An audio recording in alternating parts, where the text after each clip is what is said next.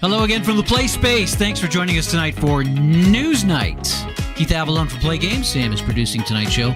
Now, originally the intent for this show is to be a big reveal of the new vintage baseball season for History Maker Baseball. It's about to be available. But we got to thinking, really this morning, seems like a good time for a news update. With the summer starting to wind down and the fall starting to approach. Been a while since we did a news update, so here we go. And of course, job one will be to announce the new vintage baseball season. Many thanks to Travis Jansen for putting it together and making it happen for us. And it is not the 2007 season, which Randy Coyer suggested. And I thought, doggone, that would have been a good season to do. Rockies in the World Series, probably for the only time ever in our lifetimes. But no, it's not the 2007 season. It is the 1981 season. The infamous strike season, really kind of the ultimate what-if baseball card set for our hobby, where I'm sure everybody's familiar with it. They had a labor dispute in the middle of the season, 6 weeks of no baseball, and about 50 games played, 6 weeks of no baseball. Then they played another 50 games, and they had this convoluted short season, split season playoff format, which fortunately for MLB, they had 4 different winners of all the divisions, so they had eight teams. I don't know what they would have done if one of the teams would have, repeated and won both halves of the schedule. Anyway, once the postseason began, really once the season resumed, which they resumed with the All-Star game, by the way. They played the All-Star game in August, resumed the season with it right after the All-Star game, which was kind of cheeky, actually, to have an All-Star game at the end of a strike. But that's the way it went. And they finished the season. It was a very exciting season. Great playoffs. Of the 4 semifinal series, 3 of them went all 5. It was a best-of-5 series. 3 of the 4 went 5 games. And then, of course, the classic Yankees-Dodgers World Series. Fernando Valenzuela, Rookie of the Year. Dave Righetti for the Yankees, also Rookie of the Year. Both with tremendous pitching performances. Really a great season, and we're excited to get it out there. Well, I think really the only reason we haven't put it out before was because it launched History Maker Baseball with the 1980 season as one of the available seasons, and later on we added the 83 season because I felt like, why have back-to-back seasons? Why have 80 and 81? But that was like, 10, 12 years ago. And so time seemed right. So thanks to Travis for putting it together. Thanks for the many who suggested it. And we'll have this season available starting Monday. Just a quick look through if we want to go to the table cam. It doesn't look, there's nothing different about it. It's the classic, in our web text, we'll reference the classic presentation at your batting orders, your intro sheet with the universal results, notes, traded players. Not many traded players in the 81 season. You got your umps, and then which I have not even perforated yet. I had hoped to perforate. We were perforating right up until the stream time, and then our big stack of cards. This is the classic presentation of all batters with 50 or more at bats, all pitchers with 10 or more innings pitched. So teams have a varying number of players on them, but you get all the important players, and it's really great for extended replays, extended seasons. Of course, you can use it for Express as well. You can do an extended project with Express, but multiple uses for this. This is our standard format, and we're excited to get it out there. I guess I probably don't really need to go into the individual performances. Lots of great performances that year. I was particularly noted the Carney Lansford with an amazing season for the Red Sox. Batted. I think he batted like 350 or something like that. Anyway, great pitching, great batting, just a great season, and it will be available starting Monday. We're not quite ready. We have 0 sets printed at this point. It will be available as a PDF as well. So it'll be printed and PDF for the 1981 baseball season for History Maker Baseball. Okay, I've got my news notes here. We can go back to the face cam, I guess. Although we will switch back to the table cam here shortly. We will have, as I said, we'll make this card set available Monday. We'll also do a special stream on Monday. I'll be out of town Wednesday and Thursday, so we won't be able to do a Thursday stream. So we thought we would do a Monday stream, and our special Monday stream will not be related to the baseball season we just announced. It'll be new free game, the 3 magic words for our community. New free game, and we will have that for you on our special Monday stream. Should be very exciting. I'm not going to say anything more about it. But you want to be here. The next topic on the news list is the 1974 World Football League. It is the World Football League's 50th anniversary. 50 years ago this summer, as the NFL was going through a labor dispute and the NFL players were on strike, it was the perfect time to launch a new football league, and that's what the World Football League did.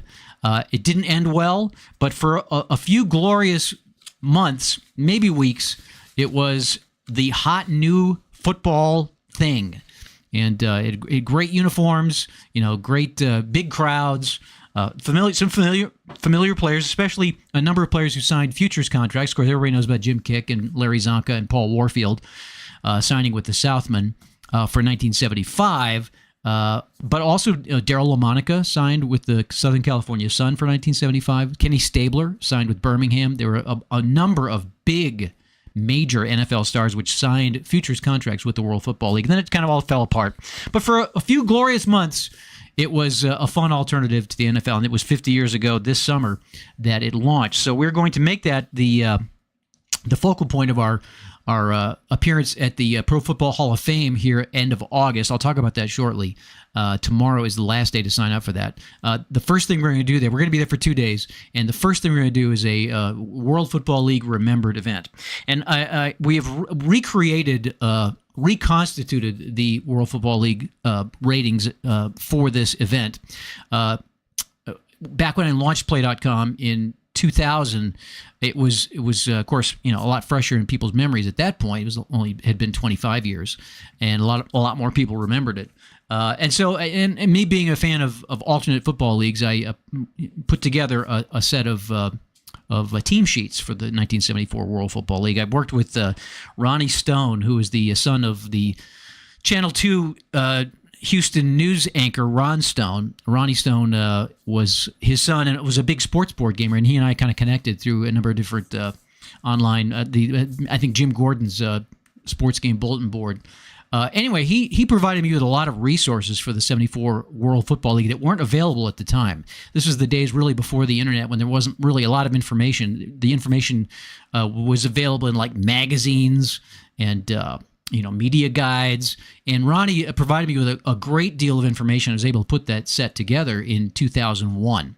And it was in the team sheet format, so we didn't have enough space to put first names, just first initials and last names. There were no finder columns. It was very plain Jane, just black and white print in a Microsoft Word document. So we offered those for many years because I have sort of a sentimental attachment to it. But then eventually it was like, it just doesn't have the bells and whistles. So we removed it from circulation a few years ago.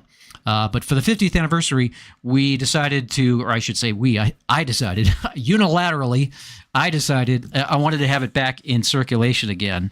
And specifically, I wanted to be able to play it at the Hall of Fame in a attractive format. So I'm going to show you what we've got. These are proof. We can go back to the table cam now. I don't have the cover sheet for this, but it'll be on the standard team card alignment, or format, rather. There'll be the preliminary pages. There'll be fringe. These are kind of out of order, I guess. I got fringe players. We got team summaries, the standing sheet. There's another, I think there's 2 sheets of summaries. Yeah, there's 2 pages of summaries here.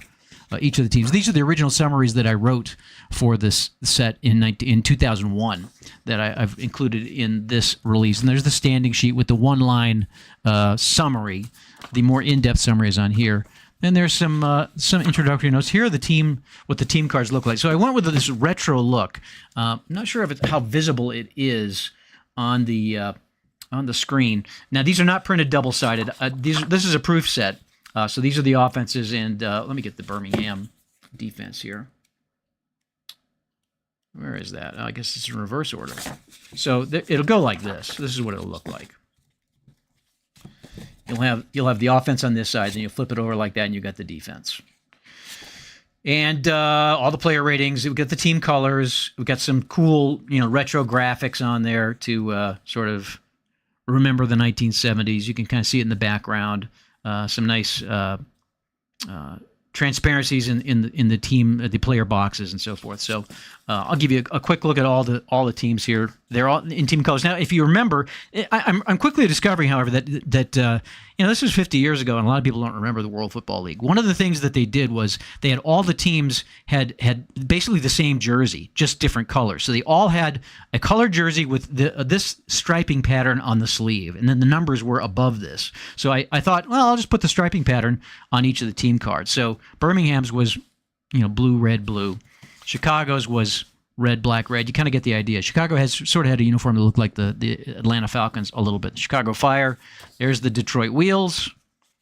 There are the Hawaiians, who look very similar. This is like a brown instead of black, but other than that, their uniforms are actually quite similar.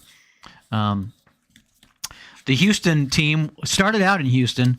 About, I want to say, 11 games in, they relocated to Shreveport, Louisiana, and became the Steamer, but they'll live on as the Texans, the Houston Texans, in our presentation. There's the Jacksonville Sharks.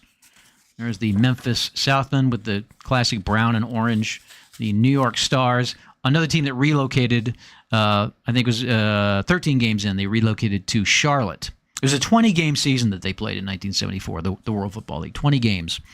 So a little bit more than halfway in, the New York team relocated to Charlotte, mainly because of a horrible, horrible stadium situation. They were playing at Downing Stadium, which is in a little island between Manhattan and I believe Queens, and it was inaccessible by mass transit. And of course, if you're in New York, you a lot of people live and die by mass transit. There's no way to take mass transit out there, so it was, and the lights were horrible. It only lit up like half the field. So anyway, they made it through 13 games, then relocated. They had a pretty good team too. Pretty good team. Some recognizable players. George Sauer from the Super Bowl champion Jets was on that team. Len St. Jean, old Patriot, who played, Bob Cousy played for the Redskins. They actually, the World Football League was remarkable for the number of NFL veterans that they were able to sign. Now, again, there was a strike going on. That helped. They didn't get a lot of name players to be available immediately, but they did sign a lot of, solid anchored players. They're pretty recognizable on these rosters. So there's the Philadelphia Bell, there's the Portland Storm, and the Southern California Sun. And yes, they used magenta as their jersey color. In fact, I ordered a Southern California Sun jersey to wear to the Hall of Fame. I hope it gets to me. It may not. I'm hoping it will get to me. Dave Roller played for the Southern California Sun. He was the league's defensive MVP. Went on later to play for the Packers, and then I think he finished his career at the Vikings. One of the just a wrecker in the middle of the line, run stuffer, and a quarterback sacker. So he starred in the World Football League and then again later on the NFL. They had a number of recognizable players. They had Dave Parks, former Saints. They were coached by Tom Fears, former Saint coach, which maybe explains my affection for them. I don't know. Kermit Johnson and James McAllister, both big local stars on the Southern California college scene. So anyway, that's the look of the '74 World Football League team cards, and we will kind of similar to what we did with the Cooperstown cards. We debuted them at the Hall of Fame in Cooperstown and then made them available afterwards. We'll do the same thing with the World Football League cards. We'll debut them at the Hall of Fame. I think we're going to have enough to play either we'll play the first full week of the season, or we'll have an extended playoff structure where we can pick the team that you want, and then we'll just have like a playoffs or something like that. But either way, we're going to have a number of people playing these teams. It'll be fun, I think, to remember the World Football League at the Pro Football Hall of Fame on the 50-year anniversary of its inauguration. All right, so that is the World Football League announcement. Or one of them anyway. We will also have, and I had hoped to have something to show you here, but I just wasn't able to make it happen today. A 2020 2024 World Football League Fury Football Remix.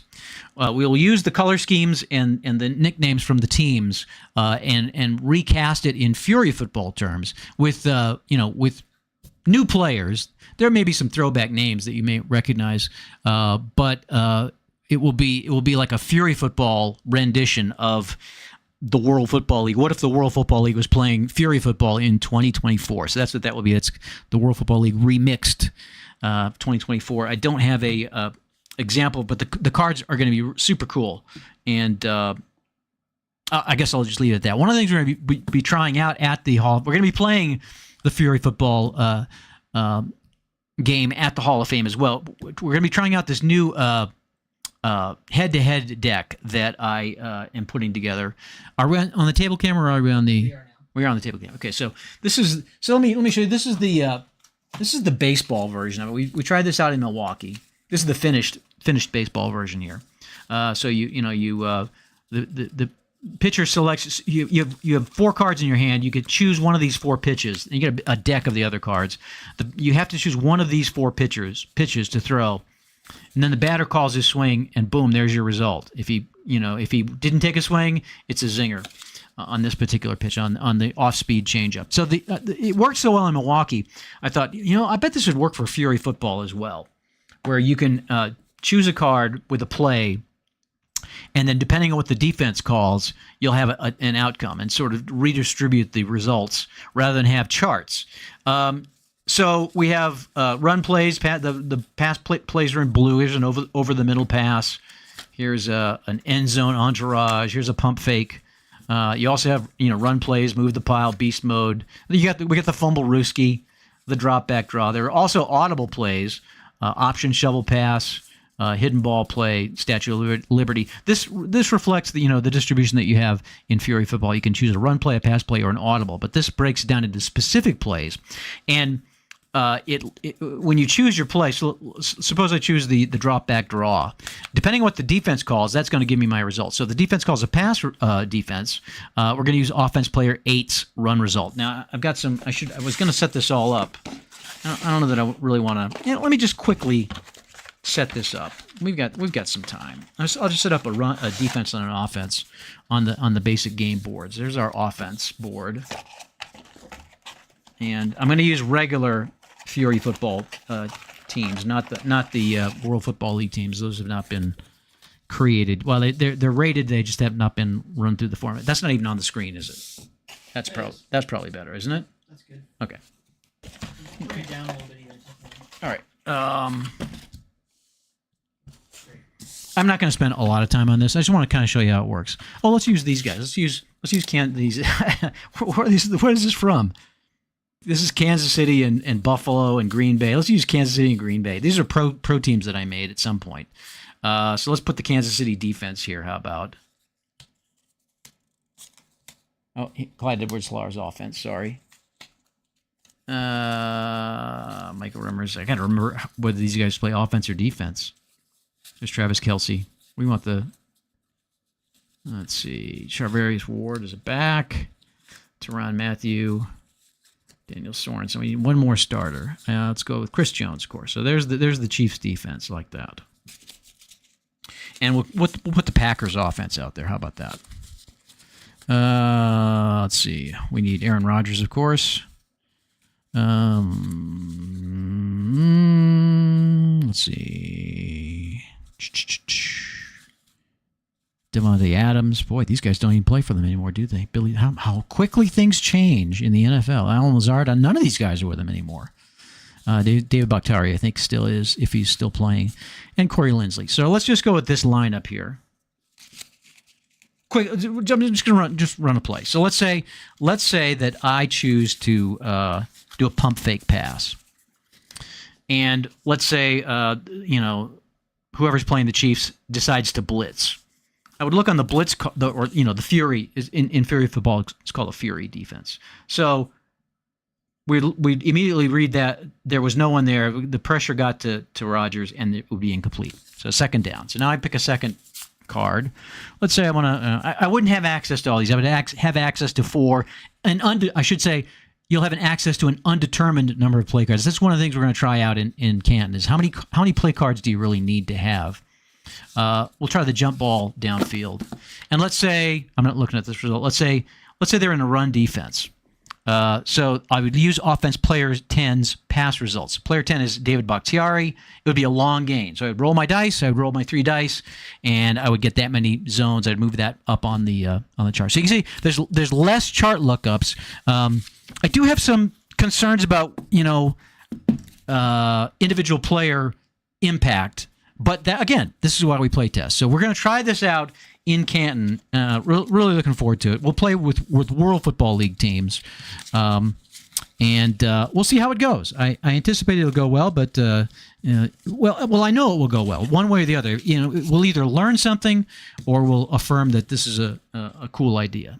So that is the news about the 2024 World Football League remix for Fury Football that will be coming out as well after the Hall of Fame.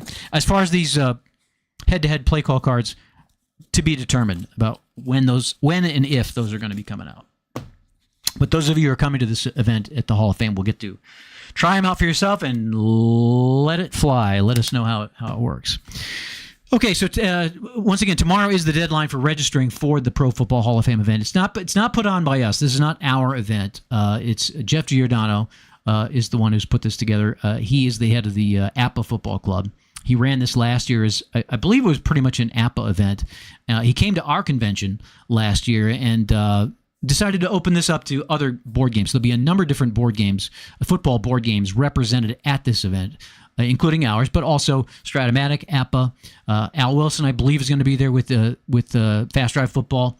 Art Franz with Breakaway Football will be there. I'm probably forgetting somebody. But anyway, we'll all be there playing our football board games, and people will be able to rotate and, play this game for a while, then play a game with, Breakaway Football, then play a game with APA. It should be, for people that love football board games, it should be pretty exciting. It's a 2-day event on the 24th and 25th, Saturday and Sunday, in Canton at the Pro Football Hall of Fame. So reach out to Jeff if you'd like to be a last-minute addition to that. There is a link on our page. You would go to the blog section, look for there's a specific blog post about this event, and that will give you a link to take you to Jeff's Facebook page where you can reach out to him for more information. Again, that is tomorrow is the deadline for registering, and then the event is basically 2 weeks from tomorrow. Okay, next on the list, the release date for our 2 mass-produced games. So we've been spending a good part of our time working with What's Games, a game manufacturing firm. It's kind of a go-between, really, to manufacture 2 of our games that we designed. One of them is Myth Mash, a trick-taking card battler that we have. It's been, I want to say 4 or maybe even 5 years in development. We played this first at Play.con a number of years ago. And it's finally ready to be played by everybody else. It'll be arriving here in October, along with the mass-produced, spiffed up version of Draft Duel, which we showed a couple weeks ago. We showed you both games a couple weeks ago here on the Play Space. So those will be arriving in early October. So we're going to release. We have a set October 18th as the release date for both of those games. We will have special online events.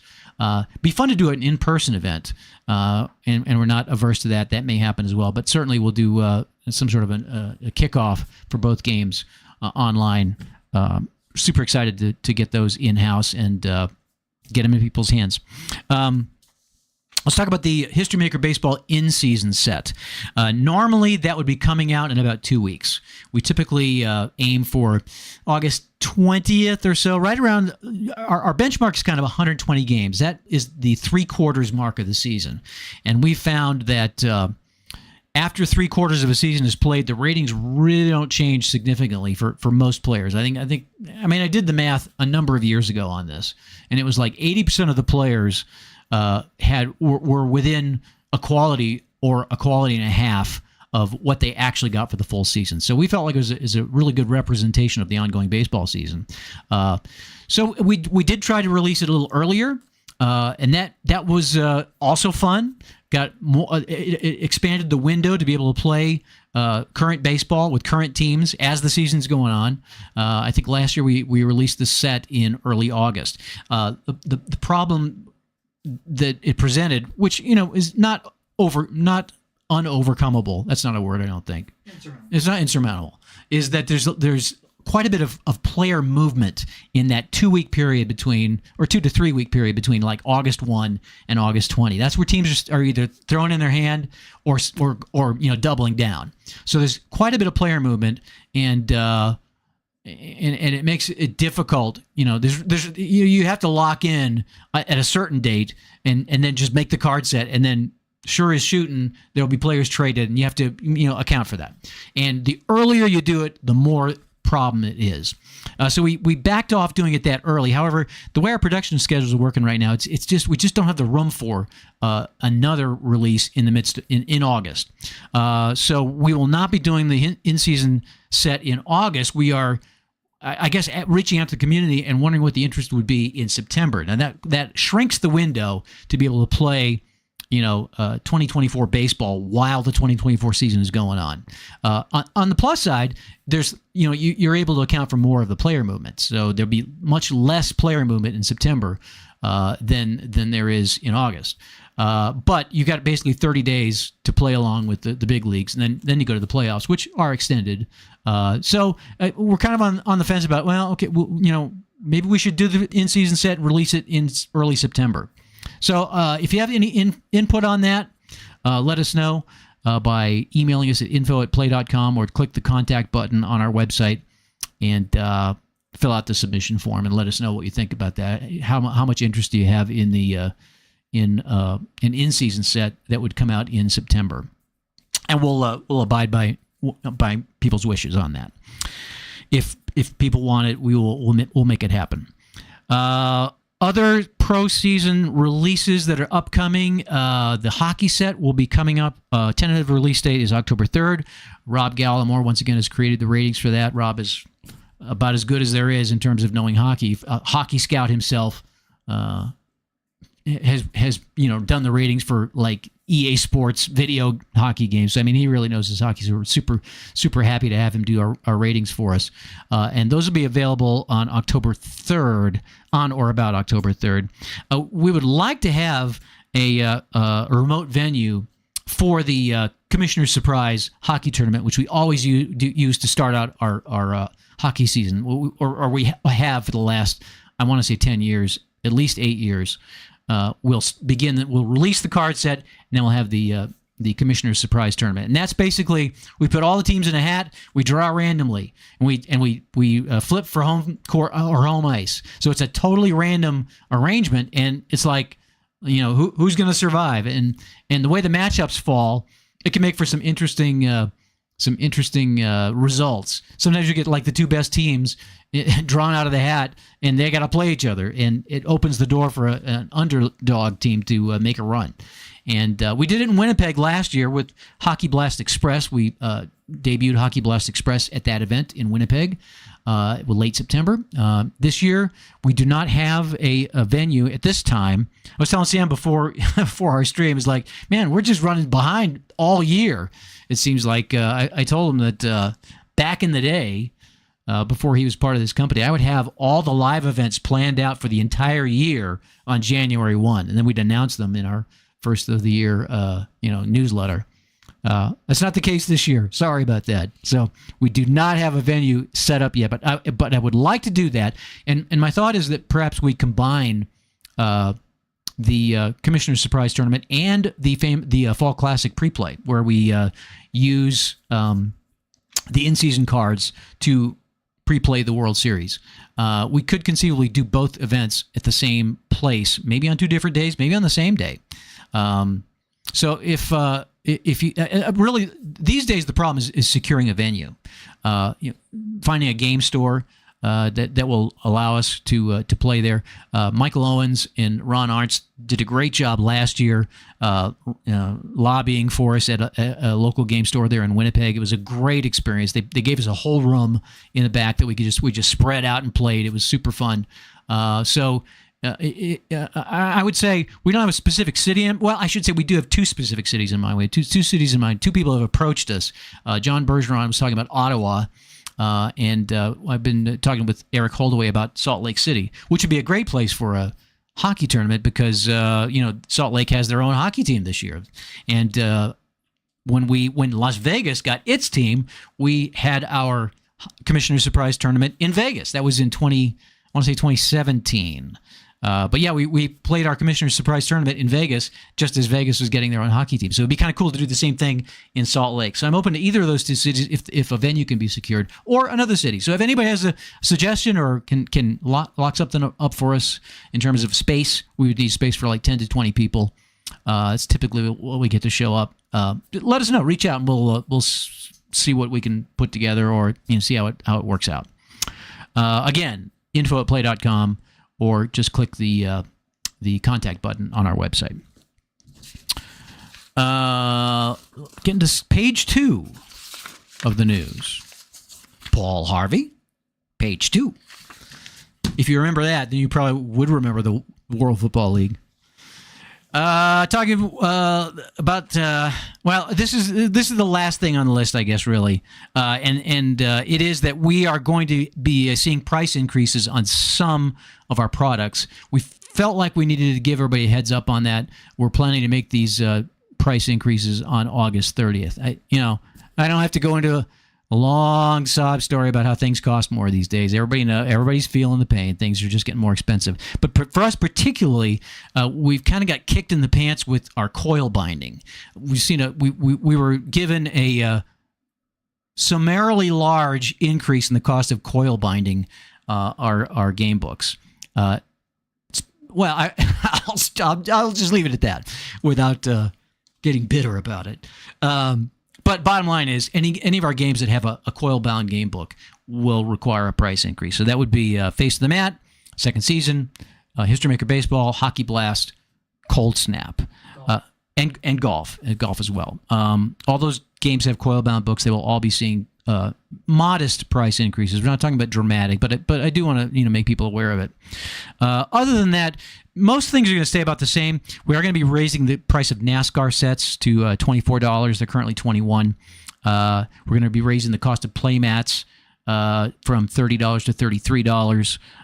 And some of the cut card sets, not all but some, which are particularly ink and cardstock intensive and labor intensive, and require like a setup box, a special setup box or whatever, special packaging. Talking about the 75 years of racing, the 1961 Continental League. I think the college hoops play down is going to stay where it is. We raised the price on that a few months ago. If we hadn't, we would have been now. And there are a few other things like that. So cut card sets.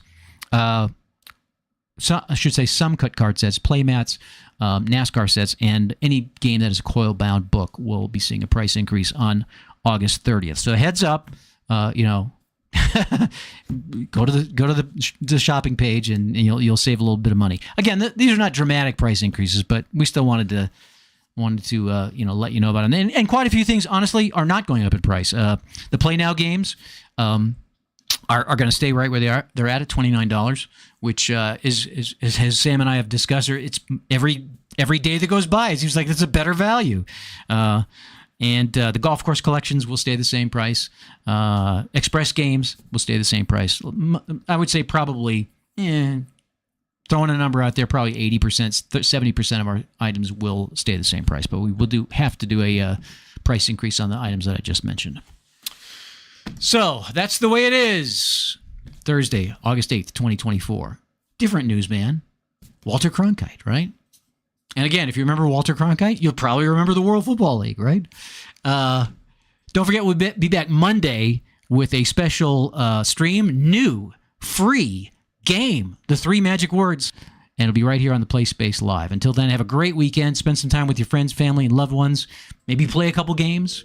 And we'll see you in a couple days. Monday night, right here on the Play Games YouTube channel. Thanks for watching tonight.